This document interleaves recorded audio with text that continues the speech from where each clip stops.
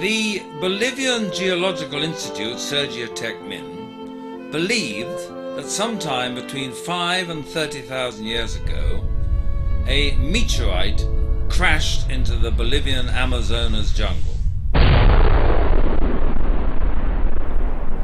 It would have been one of the most recent impacts on the history of the Earth, and would have created a hole which they can see from space about 8 kilometers in diameter, possibly quite a shallow one, only 3 to 20 meters deep. The projectile could have been up to 300 meters in diameter and made of dense rock.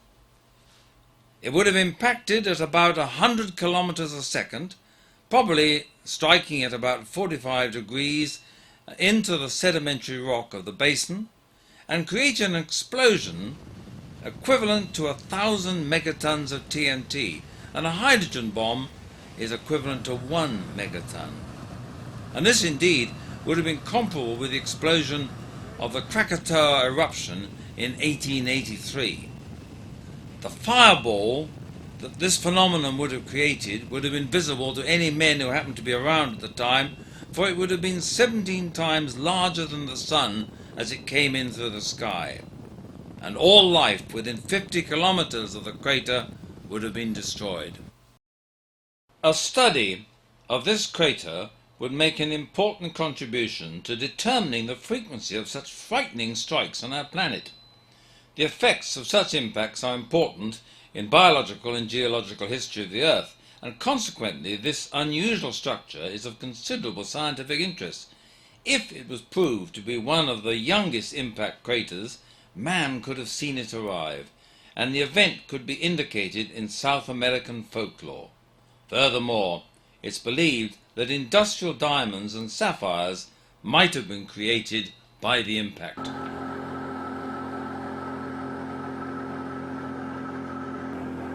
In 2005, a reconnaissance party went to investigate the area in preparation for a major scientific expedition. Now we are on our second attempt to navigate the Rio Madidi. We have this time got belt and braces. We've got a peki with 2 motors, and we have the tin boat from the Navy with 148 horsepower Yamaha, but we are having problems with the fuel line, and in the end we may have to resort to just the peki.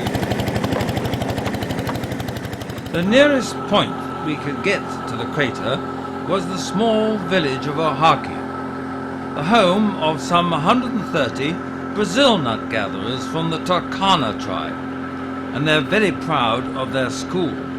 And the pupils are all standing up. One of them's got some bubble gum, but they're all beautifully clean, and the teacher, who is also the village secretary, is preparing to start the lessons for the day. If we were to get the local people to help us to reach the crater, then we had to help them. And they wanted assistance of their school, for their health, and studying the Brazil nuts that had a particular disease, and also with the water, which was coming from this rather unsavory pool. And the quality is not good because it brings a lot of iron.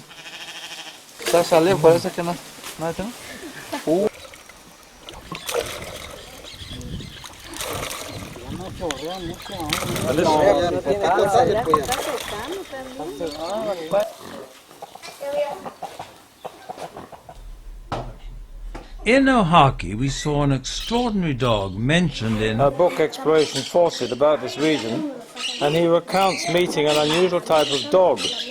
I think it was an Andean double-nosed dog. And here we have a dog which has been bought in Ribalta, said to be 3 years old, which has got a double nose. And as you can see, it has a small, it seems to have nostrils at the front and the side. Bala, as this dog was called, also had a playmate, a giant anteater, and the people said they had one other request. They wanted a pedal organ for their new church.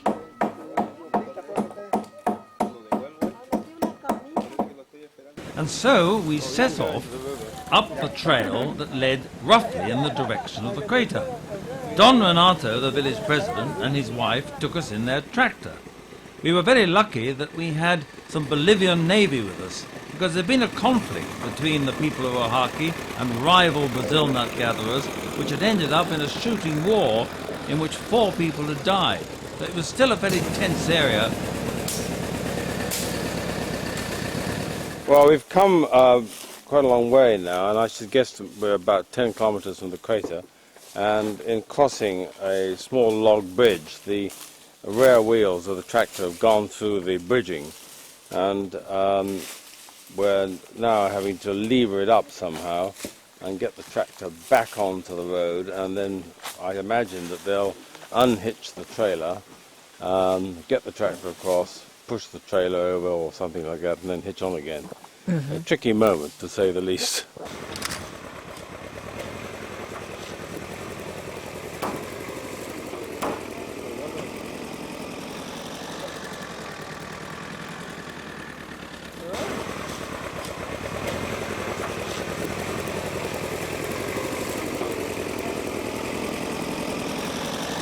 When the road came to an end, we made camp. And whilst here, the people shot a tapir, rather sadly. But that provided fresh meat for the village. And from here onwards, we had to press on foot. Quick, I can't live much longer. We are now on the last home leg to our base camp, where we've left the tractor. And this sort of primary forest is not too thick, but it's very, very hot, about 90 degrees Fahrenheit and high humidity. And both Yoli and I are suffering. Yoli from DNV, and I've got some sort of fever. Eddie also has got some sort of fever, which we probably picked up in the village. So we're feeling not perhaps of our best. We struggled on, getting within 11 kilometers of the crater before the lack of water made us turn back. I'm looking forward to getting back to the tractor tonight, and then by tractor the bumpy ride all the way back to Ojaki. The going here, luckily, is largely flat, but when you cross all the hummocks in the savannah, it's very wearing and tiring, particularly in this heat. And the biggest problem of all is water. Apart from a few stagnant pools that we've managed to dip into, which have done no good to our stomachs at all, there is no water, and we've carried as much as we can with us, and the people of Ojaki have been marvellous, and also the marinero, Frank, came from the naval base, who's helped to carry, and the Sioux officer from the naval base have been first class. But my godfather, it's going to be a tough expedition.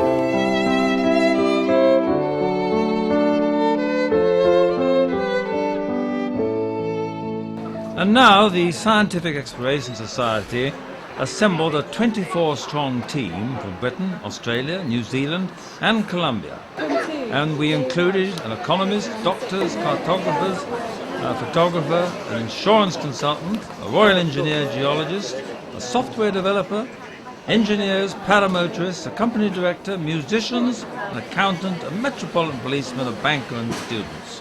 We were aged 18 to 70. A little sleepy. I'm not quite used to getting up at this time in the morning, but an optimist. At least this is better than what it's going to be the other end. And in Bolivia we were joined by 20, including a doctor, geologist, boatman, water engineers and Bolivian army soldiers, and of course the villagers of Ojaki. It had taken 3 years to plan this venture. Flying out with American Airlines, who've been very helpful to us, we reached our hotel in La Paz, capital of Bolivia. Meanwhile, our liaison officer, Yolima Sepagata, had carried out an aerial reconnaissance, taking with her Sergio Tecmin's geologist Eddie Bolderon and the photographer Patricio Croca. They were to take pictures from 7,000 feet above the crater.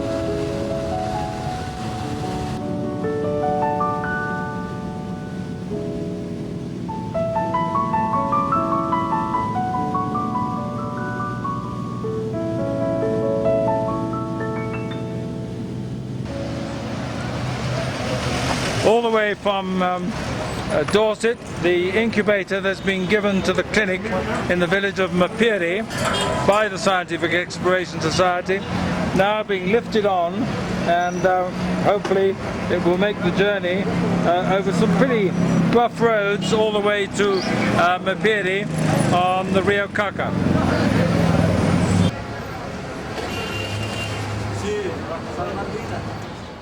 This incubator had been promised to Mapiri when we had been there on an earlier expedition, and we always try to keep our promises to these people. We'd managed to get this incubator from PI management in Dorset and flown it out all the way to Bolivia. Brits and hardly any Americans, but it's a very historic place, and it's the gateway to the Amazon. If any of you've got the Lonely Planet guide, there's quite a good little chapter on it. I won't bore you with it now, but it is an interesting little riverside port. And that is the last piece of, may I call it, civilization you will see for a very long time. The radio on the journey will be the VHF Motorola handheld sets. We will not be using the vehicle mounted sets until we get to Ojaki. Ben has kindly made some extended coaxials, so aerial coaxials, so that we can poke aerials up high into trees in the hope that we might get line of sight communications between the crater group and the headquarters of Ojaki. We'd managed to get a pedal organ from St James Church at Melbury Abbas in Dorset, and here it is, some 250 pounds in weight, being loaded onto the truck, ready to move it over the Andes and down onto the Beni River. At long last, we're loading the stores onto the truck. We've had many disappointments and frustrations today.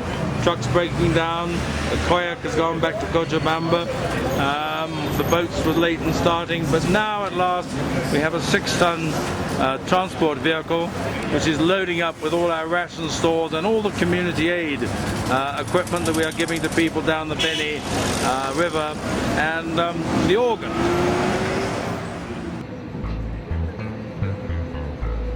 Driving out of La Paz, we headed up over the Andes, 6,000 meters above sea level and freezing cold, before we were to drop down into the jungle to the east. This is the main highway and is called the Road of Death for many good reasons. Indeed, there are a great many problems in navigating this road.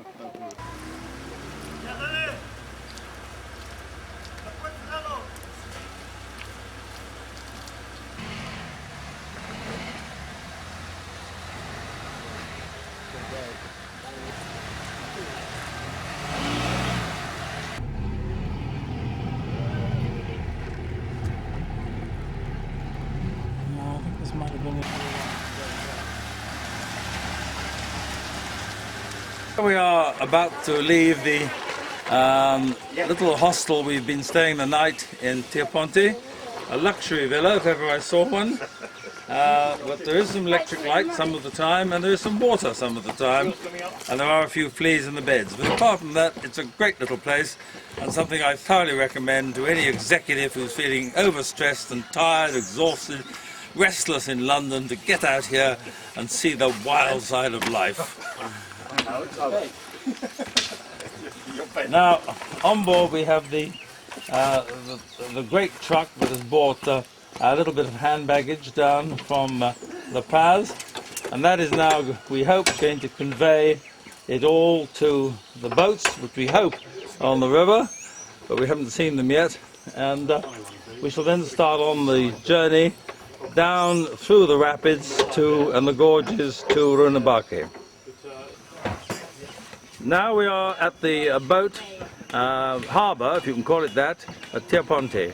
And we've brought all the stores down from the heavy truck that brought them from La Paz, and we're now carrying them down and loading onto the boats. We've got 5 boats, all named by the JP Knight Company, after boats or areas around the company headquarters in Kent. And the organ has just been carried on quite successfully by Ben and Mike Dixon, and now we're loading stores onto the 2 cargo boats, and the passengers will travel on the other 3 craft down from here to Rurrenabaque later this morning. We were very grateful to the Millennium Copthorne Group for helping us to get this organ all the way from Britain. Now we just had to get it to the village. But at long last, the order is about to be given to cast off and make our way to Rurrenabaque on the first stage of this musical journey.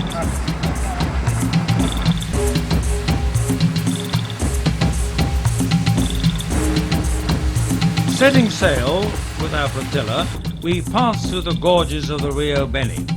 And there's one particular tricky rapid, Retama, which we've been through before.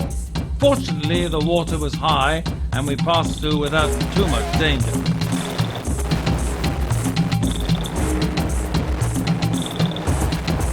As we went downriver, we passed through the area of the Madidi National Park.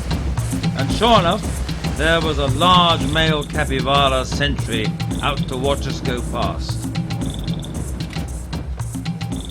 It was long after nightfall, when rather drenched to the skin by a Sarazo cold front coming in, we reached the small town of Rurrenabaque, gateway to the Amazon.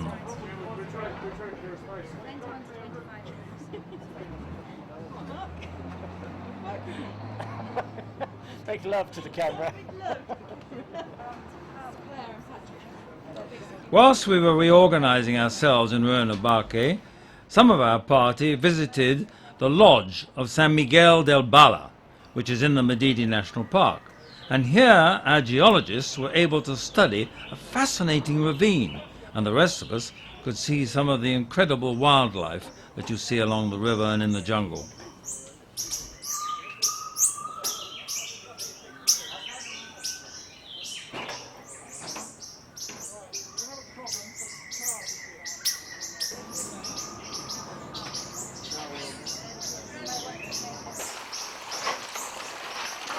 Because they're vampire bats.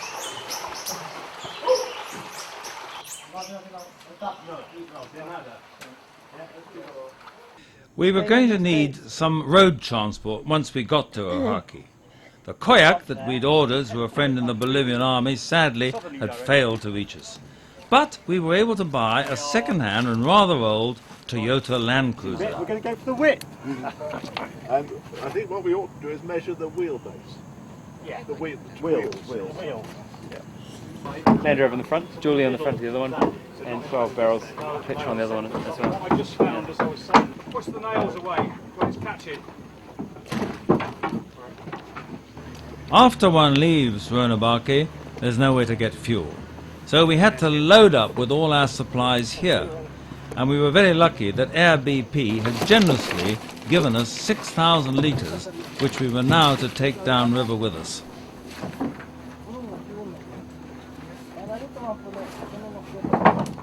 We've planned the job throughout the day and yesterday, working out how the loads would go on. We've got a mixture of fuel cans and vehicles, which meant that we've got to get the balance of the boat left and right and fore and aft very accurate. We did a lot of calculation on the weights and the balance of the thing, and in theory it was going to work. So we brought it down today. As you see off to my right, the first vehicle has been loaded. Took it a bit of working around how to get it on, but it's all gone to plan as we thought we would in the first place, and we've achieved the first one successfully, shortly to be followed by the next one, I hope. Come back at that. Matt, move your feet please inboard. The Bolivian Navy have always been very helpful to us. They look after everything that goes on the rivers, and their band had come down to the shore to play us off.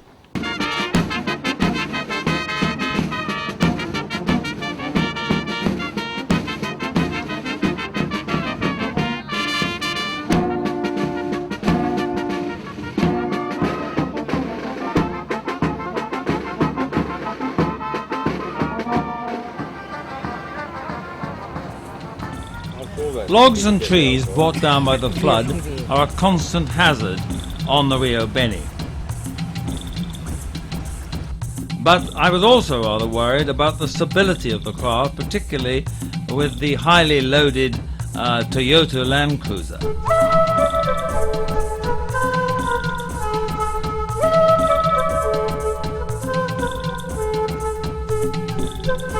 However, the river was flat and calm, and we went on without too many difficulties at that time.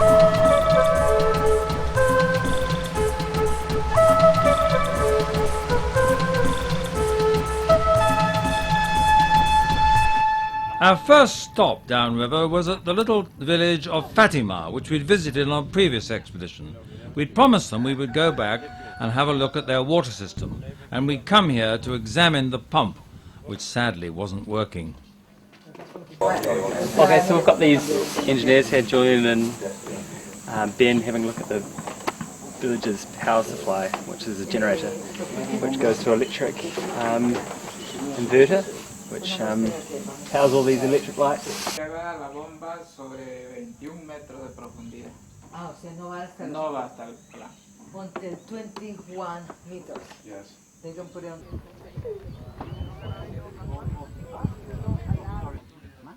Allá había 3 nidos de huevos.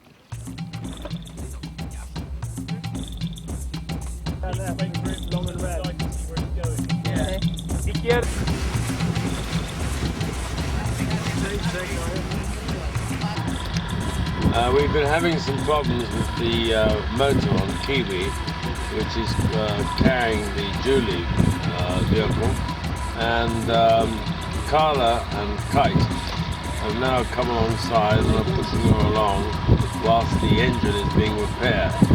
We were making good progress downriver when suddenly there was a loud crack. A submerged tree had come underneath the camel boat carrying the Land Cruiser. A branch had reared up and sliced through the superstructure, turning a barrel over and smashing Julian Butter's leg. He was our water engineer and a pretty vital person. Now we had to get the boat safely ashore before it turned over, and also to get Julian ashore. It was not easy. We'd landed on a mud bank and there was quicksand everywhere. At approximately 10 o'clock this morning, the boat, the Camel, hit a floating log. Lots of struts broke, blah blah blah, and unfortunately the passenger, Julian, has broken his leg about here, the femur. It's really quite badly broken and we're all really feeling for him, but luckily we've got lots of morphine and he's drugged up. Just behind me I think you can see the medical centre. Yeah. Julian's lying up there. He's being looked after by our 2 excellent doctors. Yeah, it was quite traumatic. It was very, very muddy. Lots of people getting literally stuck in the mud, people not being able to move, and we managed to stretcher him off of the boat onto the shore, get him splintered up, and then managed to get him back onto a boat and sail him here to this village where he's now being looked after. We've got a helicopter cross out, and we're expecting the rescue evacuation team to come in about an hour, although that is Bolivian time, so I reckon we'll probably be camping here tonight. Using the satellite telephone, Yolima was able to call the Bolivian Air Force and tell them that we were at the village of Carmen del Himero, and please could they send a helicopter to get Julian back to hospital. Next day, 2 Bolivian Air Force helicopters arrived. They had flown 800 kilometers over jungle to get to us.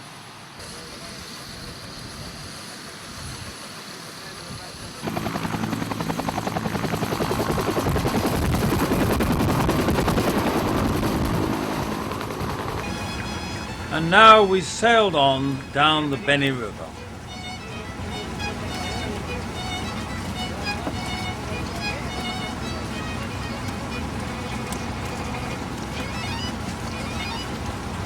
Now we've reached the point very close to the junction of the Madidi and the Beni River, near the little village of Candelaria, and we've made camp on a sandbank and invited people from the village, if they've got any dentist problems or medical problems, to come and see us.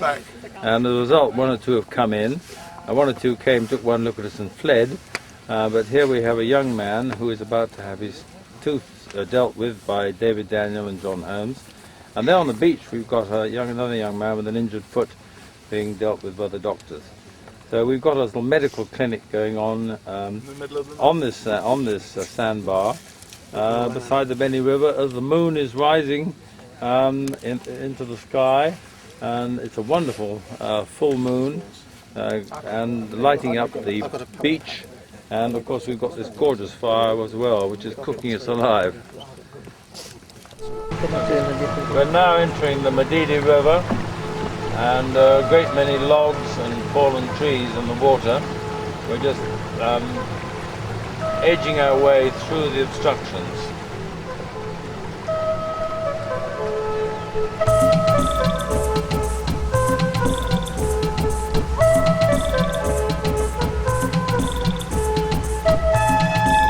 Right, we've just arrived in Ojaki and we're getting all the stores ashore with the help of the local people.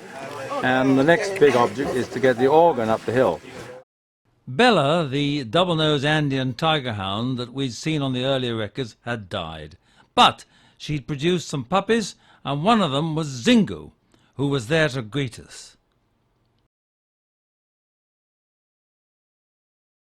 Ben is commanding the lift of the organ, and he has got the sledge out, which we're going to put the organ on and slide it up with the help of the local people gently to the top of the hill, and then it'll go across the open area in front of the village to the chapel.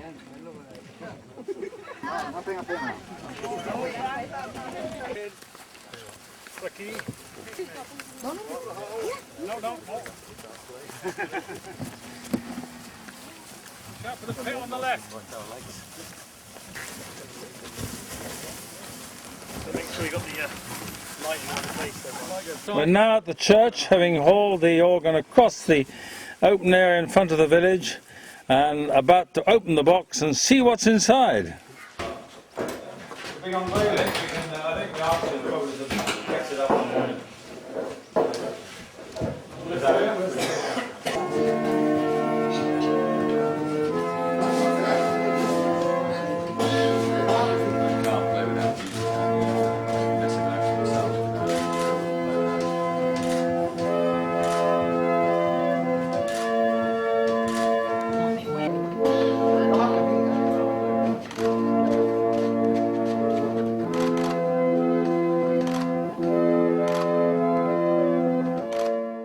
Whilst in Rurrenabaque, we had hired another vehicle.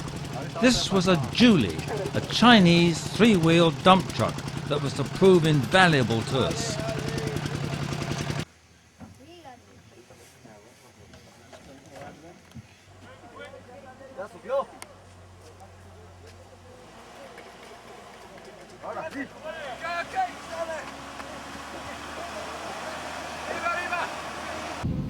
For air reconnaissance, we had brought with us two paramotors, made by Sky School in Britain, and with pilots they were to be a vital part of our team. This is called ground handling. A little bit of practice to familiarise yourself and just play with the wing, look at its dynamics before you actually fly. The paramotors were to be used to seek routes and also water sources out in the savannah. Without water we couldn't move, as we discovered on the reconnaissance in 2005. I'm being the glamour girl in the expedition. And Mark said he wondered why I was here. Jenny Allen used our sponsor banners to mark out the landing areas for the paramotors.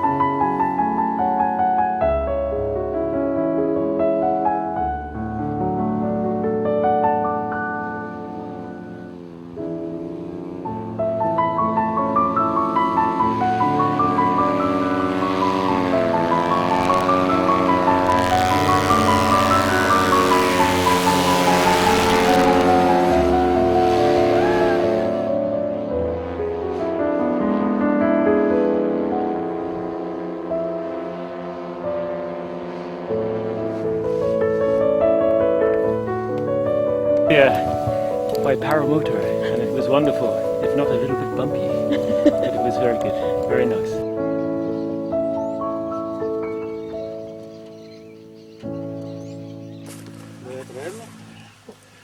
Well, Mark has just arrived somewhat unexpectedly on our doorstep, having had little engine problems, so I'll let him tell you the story. Well, it's all going very well up there, and quite lumpy up there, even at this time of day, but that's not such a problem. Doing a bit of a fly pass, just over the village. Got a bit low, very sinky over the trees there. Started to power on and realised there just wasn't a lot of power. Very disconcerting. I was struggling to climb out over the river. Got over the river, started to try and gain height, less and less power, and then suddenly, doof, the engine stopped. And it was a ditch landing, but I just about made the field by about 20 metres. God, otherwise it would have been a river dunk. And a very bumpy landing, but it's better to be on terra firma than in the water. So all the kit's fine, I'm fine, and we'll do it again. Here we are in Ojaki, and we have moved the organ from the river up the bank and across the open field here, the playing ground as you can see, and we've installed it in the village church, much to the amusement and joy of all the locals. And you can see now that all of the expedition are camped out and around. Everyone is clean and feeling in very, very, very good form. And we're just preparing now for El Comodoro's evening briefing. El Manupare y el Madidi. Bueno, de ahí entonces empieza este proyecto que para nosotros, en fin, esa fue su primera visita, donde hizo el compromiso de este proyecto de agua, donde todos quedamos contentos. Alguna cosa puede pasar, entonces cada movimiento nosotros tenemos que planearlo bien para no poner en riesgo ni la vida de ellos, ni la vida de ustedes, ni la vida de nadie. Imagina la gente de afuera cómo les para recibirnos, para hacer esta casa, para hacer el baño, para tenernos acá, el esfuerzo que cada uno también puso de ir al puente, crearlo, reconstruirlo, juntos y bien coordinados para el beneficio de Bolivia.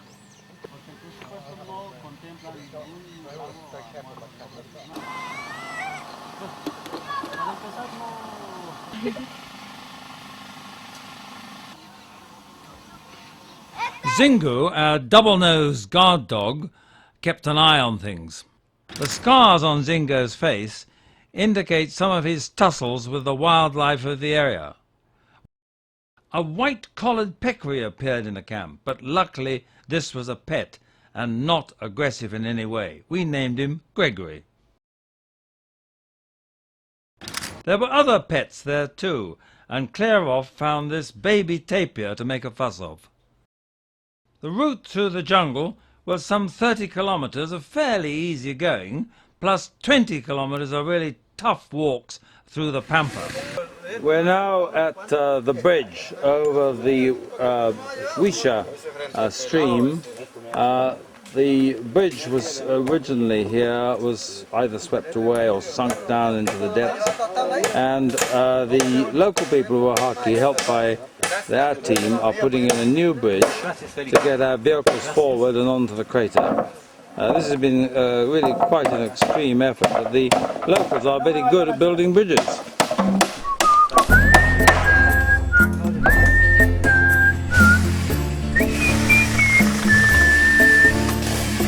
There were another 6 ravines to cross, and many of the bridges were in bad order.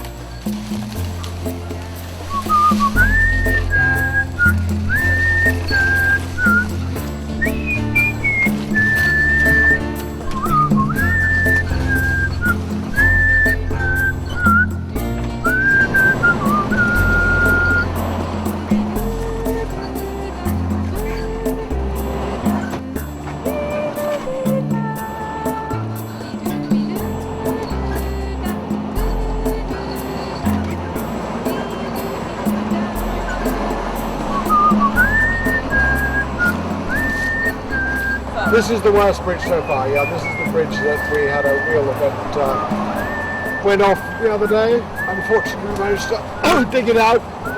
Very, very dangerous.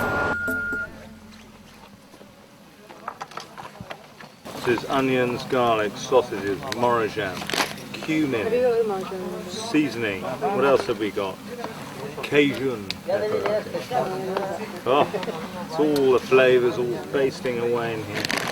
Pulses on the foil, and we're going to have rice with that. Patrick Brooks' Crater Survey Group set up a temporary base in the jungle from which they could advance by foot and possibly a little way by vehicle. Unfortunately here they met the stinging bees. If we can then keep in sort of wait and make a call. Today we've been 8 kilometres from the end of the track that was built from the last camp. We have got another 8 kilometres to do tomorrow until we get to the crater. We've reached the river, which was the destination we were hoping to get to today, and we're setting up camp. At the moment it is 4 o'clock, and most people have set up their tents and gotten straight in, and I'll show you why. Hold on. Sweat bees, hundreds of them. Fortunately, we had some very good insect repellent. Yeah, hard day, but arrived safely. Found the water source.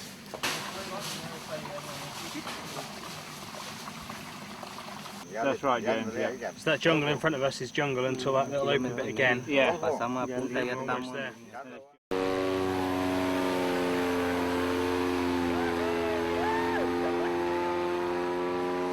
Okay, let's set the map. Right, there's the river, you're there, okay? He's saying down here, in this direction, which is southwest, there is savannah. Which is the savannah you've just driven through. Well, we've driven across here, so it's not quite the same. It's southwest, he said. Anyway, he said he could see your mark. Yeah. And he reckoned it was just... So all I can say is go 200... Go, see if you can go through that way on the southwest bearing and see where you come to savannah. If you don't, then the map's wrong, but that's quite likely. In spite of difficult wind conditions, often only a couple of 100 feet up in the air, the paramotors continued to direct the land parties and seek water.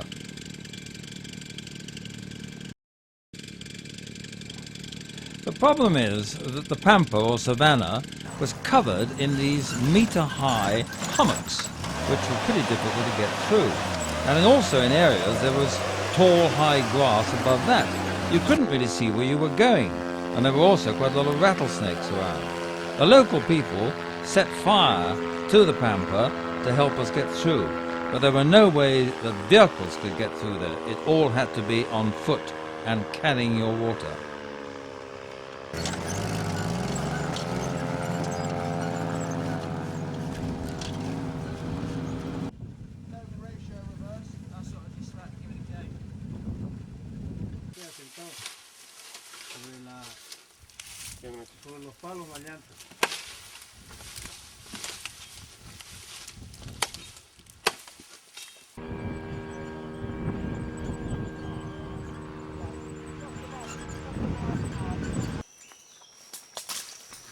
Carrying a 50-pound gravimeter, the Bolivian army team surveyed the crater.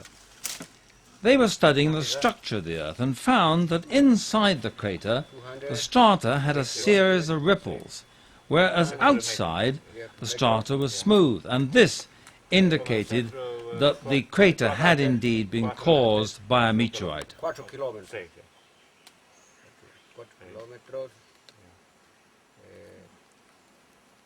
25 kilometers de Arroyo San Miguel a Centro Cráter.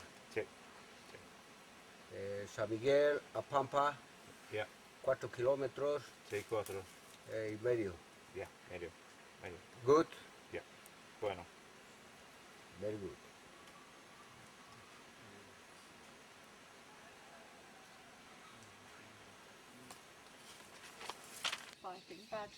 By Trinidad, not the Trinidad in the Caribbean. The house that the villagers of Ojaki have built for us is really excellent. It's got a good strong thatch roof, and there's lots of light inside, and there's plenty of room and shelves to put up all our stores. It really couldn't be better, and they've even built a loo outside for us to use as well. So we're very grateful to them for making this preparation for our visit. We linked up the children from the school in Ojaki with children at schools in Britain using the satellite phone. Well, it's just like that. So it was like a foot and a half of mud that we're all sinking up. Publicity of the double-nosed Andean tiger hound by the Daily Mail in Britain had led us to discover that there was a type of similar dog in Spain. It was called the Panchon Navarro, and this was probably the ancestor of the dogs we saw today. Zingu had sired a litter. Sadly, they didn't live very long, but we were able to dissect one to study its ancestry. At a Thanksgiving service in the little chapel, Peter Wayne played the organ and Claire her violin.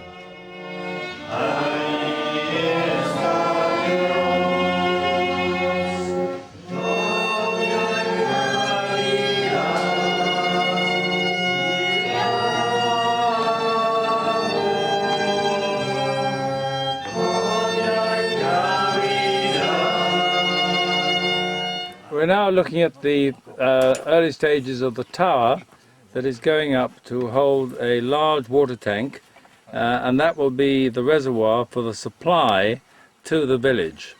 It's going to be connected to a creek about 400 meters from here, and the water will come down through filter beds and be pumped up into this tank. And then from this tank it will be distributed to the various houses in the village.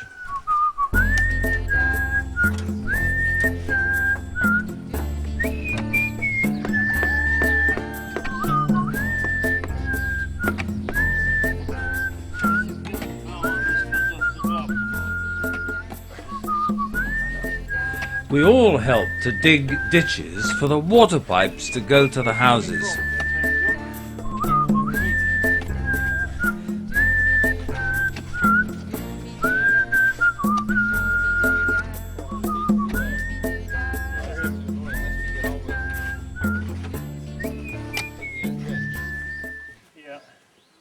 Well, David, what a remarkable discovery. Can you tell us about these strange little stones you found? Well, we met Matteo coming down the river, and he invited us to stay at his house, and he told us that while he was digging the well he came across a layer of black small stones, and his son went and collected some of these with a magnet, because these stones obviously got an iron content, and here they are attached to Yoli's bracelet, and if I take the bracelet upside down, the magnet stays with the stones. So they will be interesting to the geologists, and they suggest that an event did occur, whether it's a meteorite or an eruption, so that an event obviously did occur at some stage and left these stones. If it is ceramic, which it must presumably be, it's very fragile indeed. It needs washing off. We found part of the lip of the pot. I should think it's just a large earthenware pot, possibly used for water or something, but there are black marks on it from burning, so it may have been used in heating.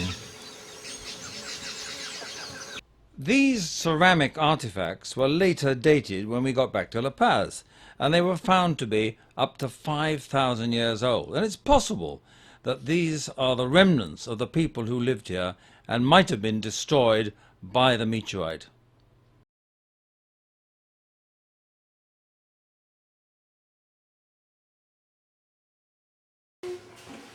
Susan, our doctor, is also an organist, and she helped to teach the local girls to play the organ.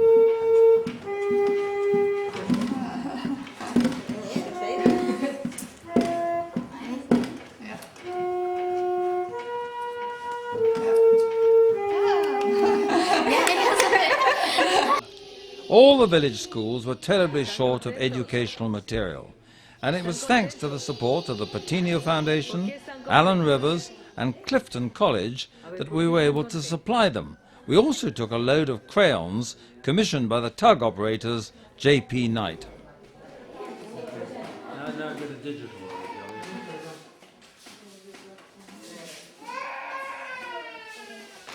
For much of the time it was dry, but when we did have rain it provided a clean shower for the young.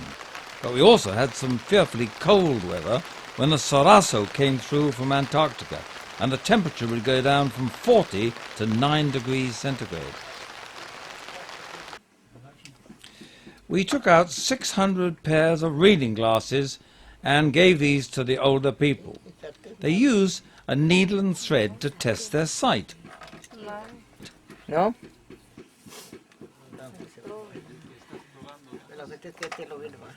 Pero entonces le voy a dar otros más.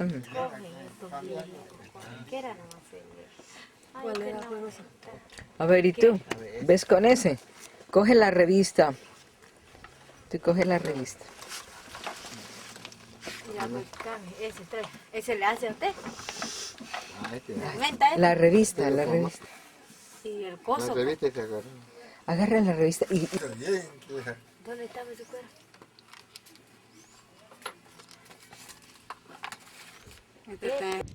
David Daniels, one of our dentists, looked after both us and the local people. And his colleague, John Holmes, also investigated the blight that was hitting the Brazil nut trees.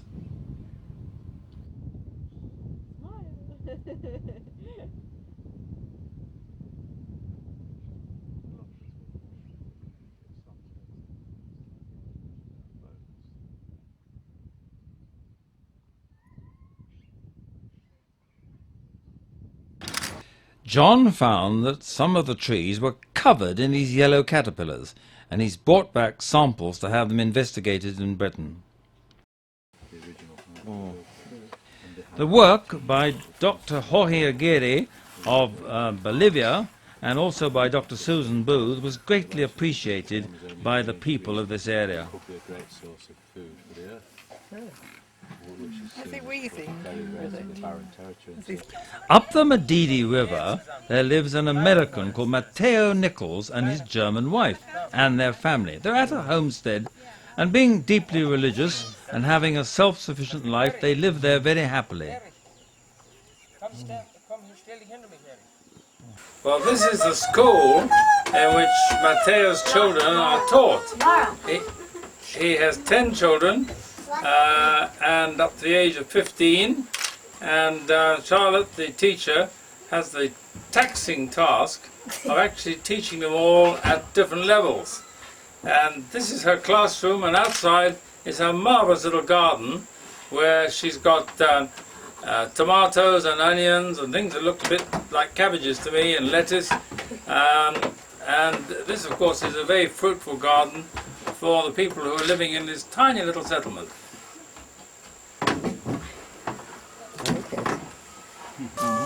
I had to put shade on it because I just transplanted them so the sun isn't so hard on them. And because when these big ones are finished, then I want to have bearing ones. You know, see, those are going to bear and then they're going to be finished, and so I want another group to take over. And it's getting harder for them to sow charky. So they said it's out of the ground, and then not too thick. They said, but some savanna. But they said there was just the slightest depression. It was very difficult to appreciate that you were going.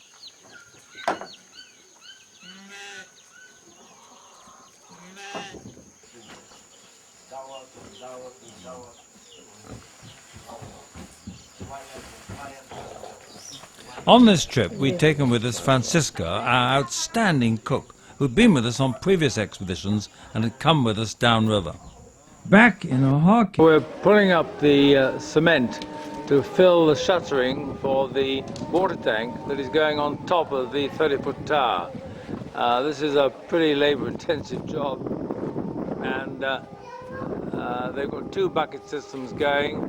It's just a question of heaving it up, pouring it in, mixing more cement. Luckily, it's not a particularly hot day.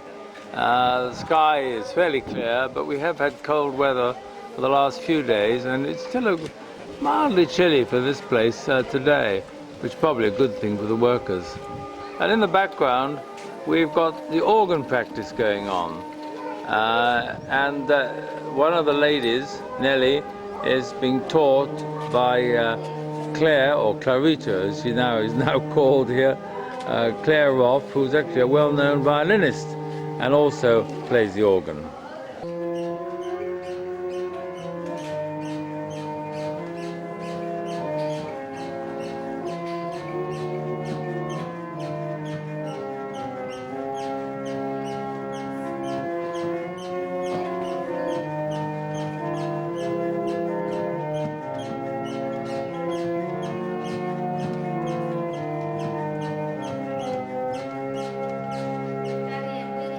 Thanks to the support of Just a Drop, the people of Ojaki now have running water all the way to their houses.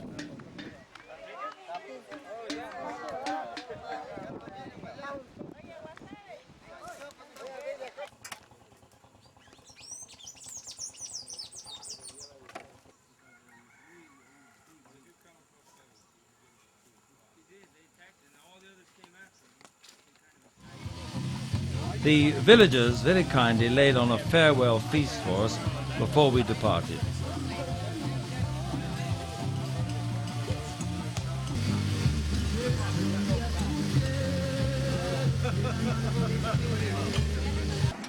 And so it was time to go, and we reloaded the faithful Julie that had done us so well in getting all the stores up to the advanced camp for the Kota survey party.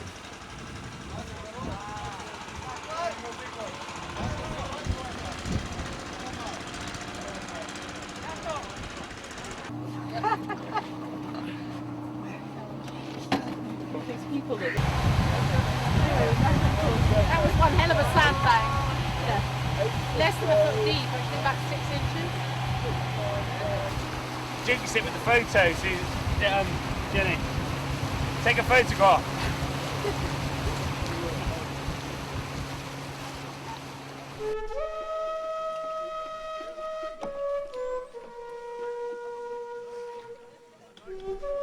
We are 34 kilometers upstream from Candelaria, heading back to Rurrenabaque, and the sun is just coming up.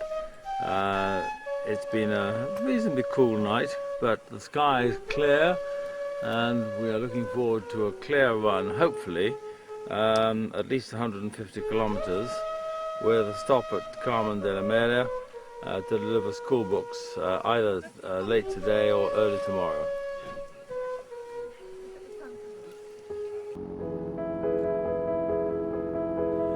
With the paramotor wrecking ahead, we went on downriver, always watching out for the log jams.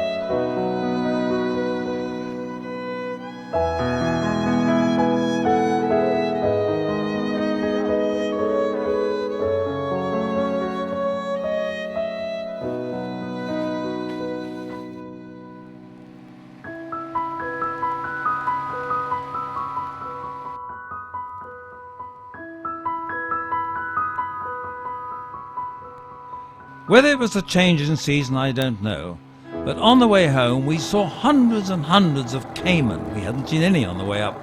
They were like regiments lying along the banks, yawning happily at us.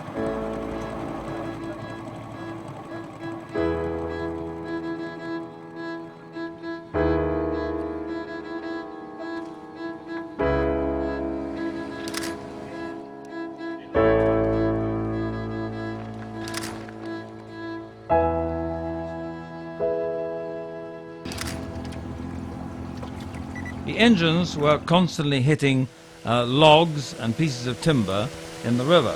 Several of them were badly damaged, and as a result of that, the journey home was rather slow. One of the engines has struck an underwater object and broken the drive shaft. We can't use that engine anymore. We don't have a spare engine, so we've had to rig two boats together. We're now towing, or being towed by the boat in front called Kite, which has worked quite well for a long distance now. Right. Thank you. We had also had problems with polluted fuel. Unfortunately, some of the oil drums that we'd bought to carry the fuel from Rurrenabaque had had some chemical in there before we got them. And this produced a terrible degree of pollution, which meant we had to throw some of the fuel away.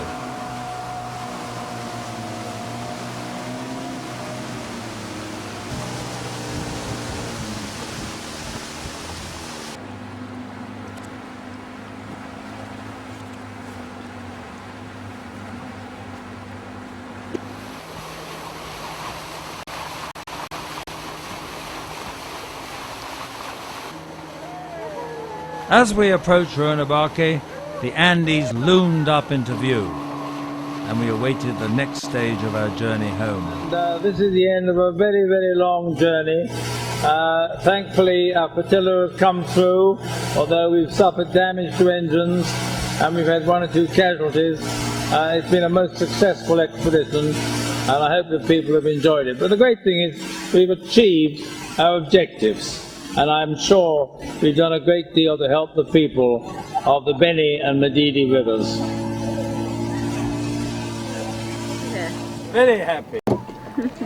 Final scientific analysis awaited, but the geologists are 90% sure that we have identified the site as a meteorite crater. On the 2nd of August 2007, we landed back on the beach at Rurrenabaque. It had certainly been a long voyage.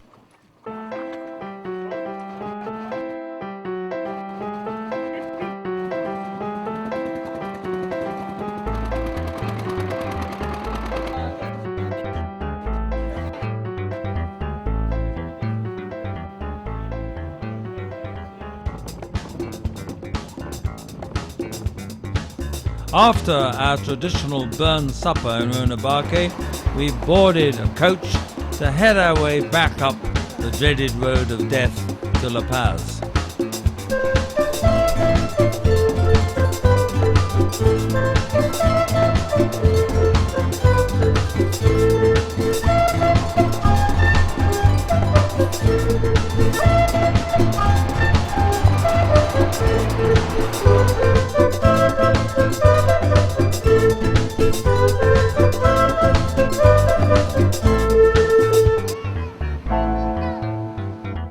At one point, the road was blocked by a broken-down lorry. Using our picks and shovels, we tried to cut our way around the side to get our bus through, but they managed to get the lorry moving, and we moved on towards La Paz.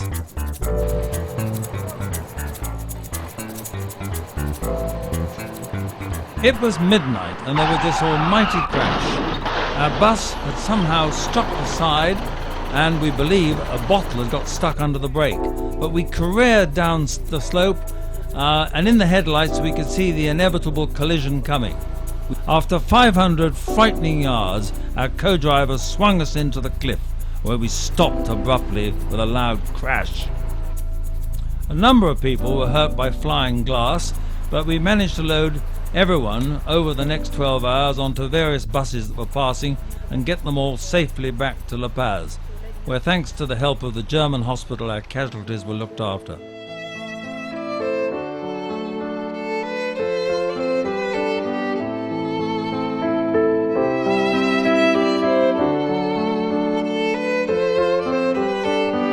thank God, Kota Mama 7 had come home on a wing and a prayer.